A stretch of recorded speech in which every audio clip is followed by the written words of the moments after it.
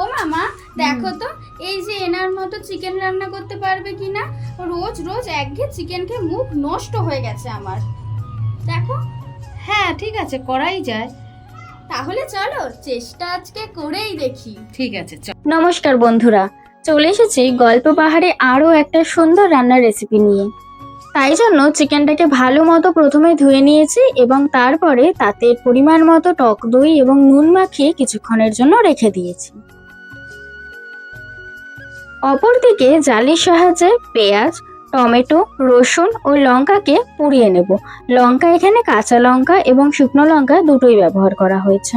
আমাদের এদিকে তেমন উনুনের ব্যবহার কেউই করি না, তাই জন্য সেই উনুনে ব্যবহার করবার মতো জ্বালানিও সংগ্রহ করা ভারী মুশকিল। এরপরে সমস্ত পোড়া মশলাগুলোকে আমরা মিক্সির মধ্যে বেটে নেব। তবে তোমাদের ওখানে যদি উনুনের ব্যবস্থা থেকে থাকে, তোমরা কিন্তু এই রান্নাটা একবার উনুনেই করে দেখো। এরপরে কড়াই গরম করে তাতে পরিমাণ মতো সর্ষের তেল দিয়ে দিয়েছি। সেই তেলটা গরম হলে কেটে রাখা আলুগুলোকে তার মধ্যে ধীরে ধীরে দিয়ে দেব।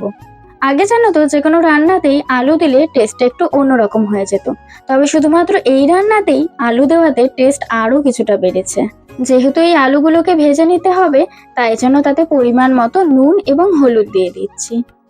সেগুলোকে তুলে রেখে সেই তেলের মধ্যেই আগে থেকে রেখে দেওয়া সেই মাংসগুলোকে দিয়ে দেব।